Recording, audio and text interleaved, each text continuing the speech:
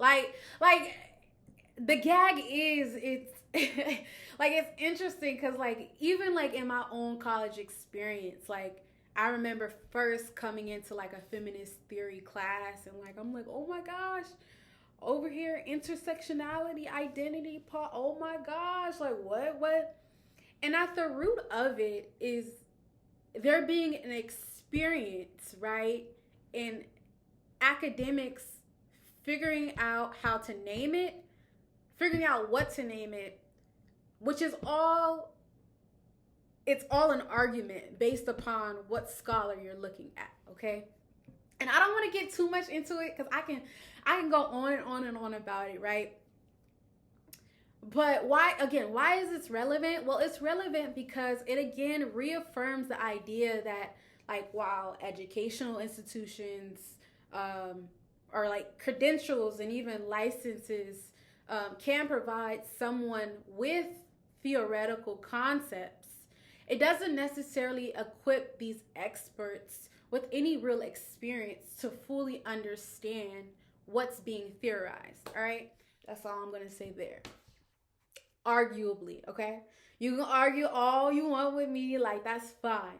I'm just trying to like again go back to this idea of how it is important for us to validate our own experiences as fact just from how we feel and knowing that it's our truth, right? We don't need anyone of authority to come in to validate how we feel, right? And again, the reason why I'm talking about this because as a writer, a lot of the times for one, I'm always speaking to my audience, to my community, to my people, right? But a lot of the times, not even a lot of the times, sometimes I do feel that I have to have this appeal of like I'm a writer, like like I'm this like credentialed writer, you know? And it's like I'm really like I'm starting with this because I really want to say like fuck the idea and the narrative that you need anyone, anything outside of yourself to get something that you want done. Right? Okay. Let's move on. All right. Um, I'm also going to attach a scholarly article on behalf of Mary F. Howard Hamilton. She's an associate dean of graduate studies and an associate professor in the Department of Educational Leadership at Indiana University. She kind of talks about, she specifically writes, finding and applying theoretical constructs that are appropriate for explaining and understanding the experiences of African American women can be challenging. Traditional theories used in student affairs practice, for example, are very general and so might miss important issues encountered or attributes embodied by African American women. I will add that in the comments or the description box so you can check it out because it's a very thorough article. But I wanted to kind of outline that for you to understand that a lot of environments, even like institutions, right? So hospitals, um, maybe yeah, hospitals, even the prison, the prison as an institution, um, schools, government, right? All of these institutions have a specific structure that doesn't necessarily validate one's experience, right? And so a lot of times in these realms, we feel like we have to justify what we're going through or justify a truth that we know with data, with research, or with someone who is credentialed and licensed, right? It's kind of like that saying it's not what you know, it's who you know. I don't know. I don't know what I don't know. Um, okay. I want to end this first topic by discussing, not even discussing, by reading um a little bit from Sister Souljah's book, A Coldest Winter Ever. She opened by saying, I never liked Sister Souljah, straight up. She the type of female I like to cut in the face with my razor. Before I get heated just talking about her, let me make it clear who I am and where I stand. Don't go jump into any conclusions either. All of y'all are too quick to jump to her defense without knowing what somebody up close and personal thinks. When it comes right down to it, those are the ones who really count. The people who was there and who's seen it all. Hell, you can't smell nobody's breath through a camera. You almost can't even see their pimples. So you know that TV shit ain't real. Don't run ahead of me. Let me take my time and tell my story. And that's how she opens up. And if you have not read A Coldest Winter Ever, I would definitely encourage, support, and definitely condone you reading that book. Um, and again, like, I'm ending with this because it's a great example of a narrative experience that someone can use in conversation to validate their own way of living or own way of being, not necessarily in a way of justifying it, but in a sense of having a shared experience, to help you understand maybe some of the actions or some of the things that you've done in your life, but also maybe to hold yourself accountable, for what you've done as well. I think writing has a good way of doing that. Even and so the story is a very gritty tale, right? But I think not even I think I know that a lot can be learned from what the main character goes through. And I just think it's interesting because a lot of the times urban fiction, like, that's what, like, literature will probably, like, qualify that book as. A lot of those types of books aren't, to me, they're undervalued. But the good thing about the Black community is they show up for their people when, the love and the support is real. And I feel like, A Coldest Winter Ever, again, is a tale of an experience that a lot of people can identify with. And that was just Sister Souljah validating an experience, a written experience.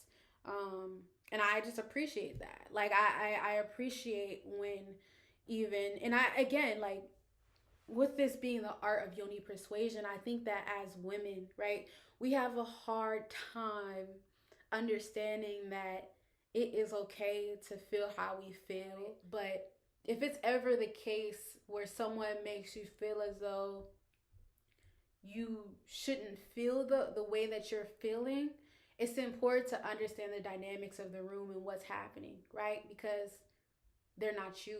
They don't have your experience. They don't know your heart. So I'm going to close just with that and then get into pathos, tomato, because that is the rhetorical strategy that writers, creatives may use, to evoke sadness or emotionality, okay? So, an example I'm going to give with Maya Angelou's poem, and I read, lying, thinking, last night, how to find my soul a home where water is not thirsty and bread loaf is not stone. I came up with one thing, and I don't believe I'm wrong, that nobody, but nobody, can make it out here alone.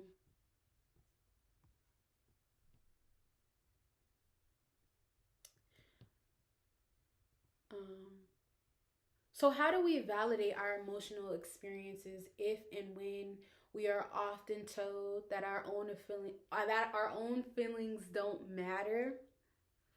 When are we often told to support our experiences with something based in facts? So it's a twofold question. But first, let's understand the question, all right? So, what does it mean when we hear You're going off emotions. Take some time to think it through, take some time. Well, for me, what I hear is that there is an understanding and even to a certain extent an acknowledgement that our emotions are imperative to the types of decisions that we make. Therefore, it does validate the importance of taking time to consider our emotions, to sit with it so that you can then get to a point of understanding how to deal with the situation. On the other hand, it can maybe seem to suggest that such an emotional, possibly even traumatic experience needs to be rationalized in order to be understood. And I say that because on the other hand of that, right, it could be the fact that I don't need no time and I know how I feel and I know what decision that I need to make based upon how I feel, period. You get what I'm saying? It could also be the time that I need to take the time to really think it through, right? It could be both. It could be both. Like, it could be both. So, from my own personal experience, though, I found that, like, like just from feedback that I heard from other readers and talking with them when it comes to them, specifically, like, I said readers, I meant like listeners, people that listen to like what I have to write. Um, they find it hard to connect with poetry because it's emotionally evocative, like meaning it brings such strong and vivid emotions to the mind in a way that like it forces you to draw out a figurative reality, like their own figurative reality in their head based upon words that you piece together, that the writer pieces together. And like on the other hand, we have movies, specific visual media, right? Like gives the images right away. But specifically with writing and poetry, it forces us to come face to face with maybe an experience that we can identify and we can see because we've been through it based upon what somebody is writing about. So again, I'm going to reread the Maya Angelou poem, right? And I want you to think, like, create a sense of imagery, create, um, you know, a scene in your head as I discuss this. So it goes, lying, thinking, last night how to find my soul a home where water is not thirsty and bread loaf is not stone.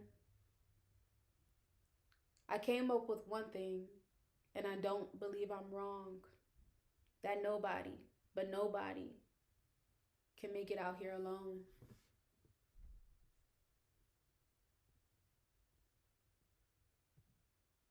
Hmm. Hmm. All right. All right. Like what?